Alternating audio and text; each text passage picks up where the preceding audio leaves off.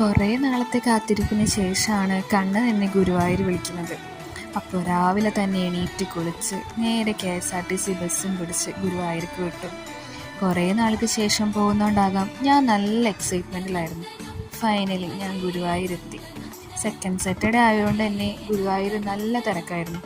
ചെന്ന ഉടനെ ബാഗും ഫോണും എല്ലാം ക്ലോക്ക് റൂമിൽ വെച്ച് നേരെ ക്യൂ നിന്നു. 4 മണിക്കൂറോളം ക്യൂ നിന്നിട്ടാണ് കണ്ണനെ ഒന്ന് കാണാൻ പറ്റിയത്. എത്ര മണിക്കൂറോളം ക്യൂ നിന്നാൽ എന്താ, ആ ക്ഷീണമെല്ലാം കണ്ണനെ കാണുമ്പോൾ പമ്പ കടക്കും. അതെന്താണെന്നറിയില്ല, എപ്പോഴും അങ്ങനെയാണ്.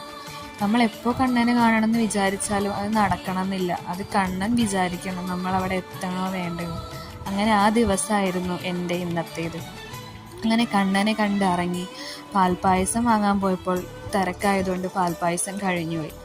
ആ ഒരു വിഷമത്തിൽ ഞാൻ മേൽപ്പത്തൂർ ഓഡിറ്റോറിയത്തിൽ പോയി കുട്ടികളുടെ ഡാൻസൊക്കെ കണ്ട് ഗുരുവായൂർ അമ്പലം ഫുൾ ചുറ്റും ഇങ്ങനെ നടന്ന് അവിടുത്തെ ഭംഗിയൊക്കെ ആസ്വദിച്ച് ഇങ്ങനെ നടക്കാൻ തന്നെ നല്ലൊരു സുഖം. എന്തോ ഗുരുവായൂർ അമ്പലത്തിൽ വന്നു കഴിഞ്ഞാൽ തന്നെ മനസ്സിന് വല്ലാത്തൊരു കുളിർമയും സന്തോഷവും സമാധാനവും അങ്ങനെയാണ് കിട്ടാറ്. അങ്ങനെ കണ്ണനോട് വിഷമങ്ങളും പരാതികളും എല്ലാം പറഞ്ഞ് ഞാൻ ഗുരുവായൂരിൽ നിന്ന് ഇറങ്ങി. പുറത്തിറങ്ങിയാൽ ചുറ്റുപാടും നിറയെ കടകളാണല്ലോ. ചുറ്റും കണ്ണൻ്റെ ഫോട്ടോകളും വിഗ്രഹങ്ങളും മയിൽപ്പീലികളും. അങ്ങനെ നല്ല രസമാണ് അതൊക്കെ നോക്കി ഇങ്ങനെ നടക്കാൻ.